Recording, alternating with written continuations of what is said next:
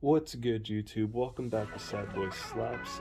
This is Captain Mingo from the Jersey Devils, and if you guys want to join the Metazoo Empire, hit the link down below in the description to my Facebook and Instagram. Also, you could follow Kai, Plus Master, aka Shiny Ho-Oh. His link in the description is down below. And today, I think I want to start a new series on how to deck build. I feel like there's not that many people who have a deck building like video out there. So I kind of wanted to cover that. So I have a deck that I made straight from UFO, and I'm going to be doing updates on this deck to show you what changes I made, why I changed them, stuff like that. And without further ado, let's get into this video. So to start us off, we actually run 10 Flame Aura. I usually run 8 in a deck, but this is dragons. They are a little bit higher cost, so I do want as much mana as I can. I don't want to become mana dry. That being said, we are also running 2 fire crystals, just because, like I said, all of our monsters are mostly 3 to 4 drops. So whenever I build a deck, one thing I really like to look at is how many low-cost monsters there are, or how many low-cost things are in that deck. So the reason why dragons couldn't really work as a deck before, in my opinion, is because we didn't have any low-cost monsters. But now, with UFO, we have this beautiful monster right here, Sky Snake. I'll bring it up here for you. And Sky Snake is a 10-drop. It's a dragon. It's flying. It's 2 fire to bring out with 30 life and a 20 life daytime bonus. What's really cool about this guy is if you saw something fly in this game, he does plus 10 damage, so you can throw a paper airplane or have anything you have just fly to get that little effect. And he swings for 50 with 3 burn. Yeah, that's 3 burns, so that's that's pretty good. It's basically a Fresno without fleet, and I have 6 of them. We are allowed 10. Unfortunately, at the time of recording, I only have 6, so we'll have to add more in a bit. I'm going to be cracking a couple more UFO things today. Next, we have our 3-drop. So we have 2 Piazza Birds, both copies of them. This Piazza Bird I kind of just have because he's a big hitter and he applies 6 burn, which is pretty good. And this Piazza Bird is the really good one. I want to try to fit in Terra bonuses. I do want to mess around with the Terra orbs, so I'm probably going to have that in this deck because I want to use the Caster Cup Celebration promo to boost up all of my dragons and make them even stronger. So again, we will be doing an updated deck profile, and I will have a couple matches, and I'll also have a combos video for you guys coming up. The next card we have are our 4-drops. So for our 4-drops, these are the boss monsters of the deck. We run the Tombstone monster. He's a pretty neat guy. If you want to search him out, I recommend Index because he is a 1-of. But let's see. Bring him over here. The light's kind of in the way. There we go. You can contract him to pay 2 fire aura if you or when you contract him, yeah, you may pay 2 fire aura if you do the next fire spell you contract without the equipped trait. You contract this turn, that targets a single target can basically choose an additional target. So with this guy, you're gonna fireball or explosion something because they're dragons and they spit fireballs and explode stuff, and instead of it just being for 1 target, you get 2. But that's only on his contract effect. But that being said, he has this neat old effect right here where if you attack with him and you reduce his attack to 10, you can actually shuffle any dragon back into the deck, including himself. So you can bring him out, boom, and then just get that 2 for 1 special. But this is kind of hard to pull off. I will be trying to showcase this combo, so hopefully I get that in a couple games. And the next one we run is the only monster in here without any traits because he can't have any. and that's GASY. This is a pricey card. There we go. Yeah, this is a pricey card, but he is necessary for the dragons to actually work, so this is going to be the best card in the dragon deck in my opinion. But for those of you who don't know, what GASY does is GASY actually lets you play spells from the grave, which is amazing. I love that, and if you can actually do spell for each spell you use this turn,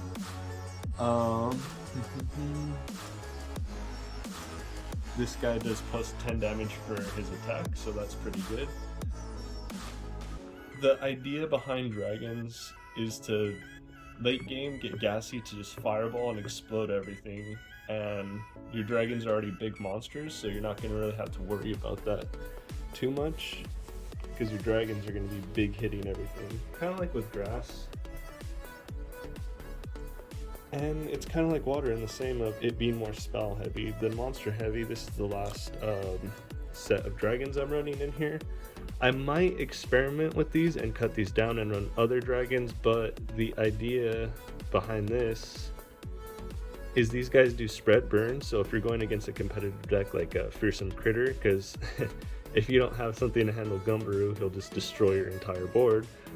So when you contract him, he'll do spread burn and blow up all of those Gumbaroos, and then that's 50 damage per Gumbaroo that the caster has to take due to Gumbaroo's effect. And he's just a good dragon overall. He does have that Terra bonus for forest, or not forest, for desert. So I am gonna be trying to incorporate daytime and desert in here. I might try city, but city's for multicolored dragons if I go that route. I'm going to be experimenting a lot, so this is going to be fun. And that is it for our monster count. Next for spells, like I said, this is kind of like water. It's a spell heavy deck, but we're running 5 fireball. You might be thinking this is a lot, but dragons don't have that much of an early game because we don't have a 1-drop dragon yet. So we need something to take care of all the monsters on the field, and I think fireball's our best bet, especially because we can recast it once it's in the grave. With GASY, the next 1-drop we run is 2 bookmarks. I do run 2 tribal war cry, just because I do want to pump up my dragons even more. But I might be trading this out for the Terra bonuses with the Caster Cup Celebrations card, because the Caster Cup Celebrations card does it for everyone for 1 turn. I don't know, we'll see how good Tribal War Cry works out in this deck. From what I've played, it works pretty good, but it's a little slow. And that's it for the 1-drop spells. Next we'll go into our 2-drops. For our 2-drop spells, I would say this is mandatory for explosions. Explosion, I think, is the best fire spell in the game. Just dropping 50 damage and then another 10 with burn for both of those is just so good. That will blow up a Fresno, that'll blow up basically anything in your way. The only thing you really have to worry about is something with Stone Skin. That is this deck's weakness. But to counter that, you could always just play Toxic Potions and all that stuff to remove traits. Next, that's it for our 2-drops. We'll go into our 3-drops. So 1 Phoenix Rain, I would bump this up at 2, but deck space is a thing. Eventually I would like to try more Sky Snakes when I get some more today, but for now we're gonna use Phoenix Rain. This is more of a side deck card in my opinion. It does 100 damage to all casters, and all non-fire beasties and water beasties in the arena are inflicted with burn. Again, this is just spread for Gumbaroo, but not really much else. Burn's a good trait, but it's not the best. The next 3-drop we're running is the new Bookmark. Well, it's kind of like a bookmark. Let's see. There we go. What this does is you're going to want to go second. Dragons, I feel, wants to play going first, so we might have to switch this out with something else just because they are a late game deck, and I feel like late game needs to go first. This is an incentive to go second though, because if you go first, you only bookmark 1, but if you go second, you bookmark 3. And being able to bookmark 3 is such a huge advantage. This is like too many growths in the deck. The next 3 drop we run is Next Chapter. I like this better than New Beginnings, personally, because we can run more than one of these, and we get an extra bookmark on top of being able to fix our hand. The downside is we're giving the opponent the plus to being able to fix their hand too. I recommend using this card only when your opponent doesn't have a hand size.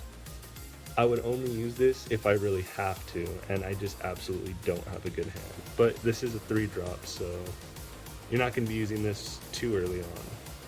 The next 3 drop we have is Power Up Red.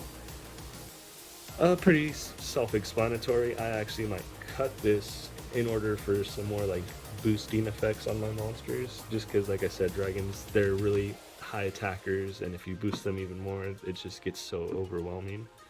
They do have flying, so that new electric spell, the one that destroys all flying beasties, that would destroy this deck, but that's why we would play, I think it's ground swap, but it removes all flying traits off my monsters. So you can use that anytime, so that's a counter, but that is a side deck card for only when we're going against lightning. Next, we're going to get into our 4 drops, which is only one 4 drop, and it's Dragon's Rise. I would actually run more of these, but I only pulled 1 from a booster box. Today I will be hunting for some more of them, so hopefully we'll be able to update this. I love this spell because it basically lets us bring in any of our dragons for fleet, and if they attack, right? Is it if they attack whenever the equipped beastie damages a caster? Yeah. The next fire spell you contract this turn costs 1 less aura. So let's say I use this to bring out my Iowa Dragon. My Iowa Dragon now comes out with fleet, and when he attacks, I'll be able to explode something for 1.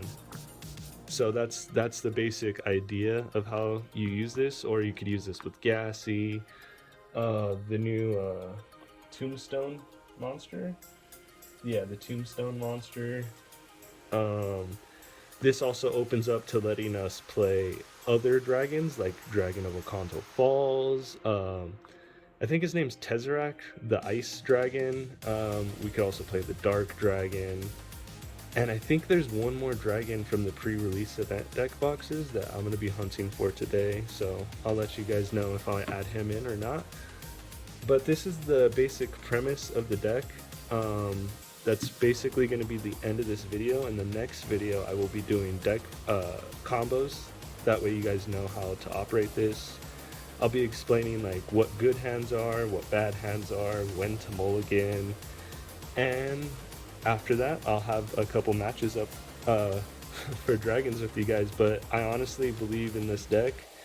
If you're going against lightning, for instance, you just fireball and explode everything. You're running 9 spells to remove stuff, which I think is dragons.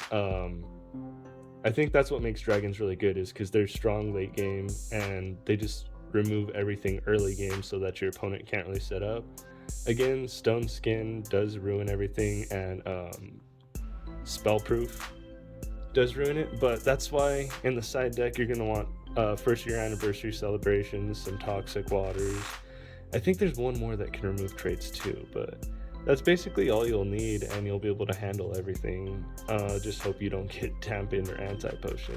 But with the new meta from all the new support we got from UFO, I think the side deck's going to be a lot more flexible and fun. I will have a side deck for you guys once I playtest this a little bit more to see its weaknesses and strengths. And until the next video, I will see you guys next time. Peace.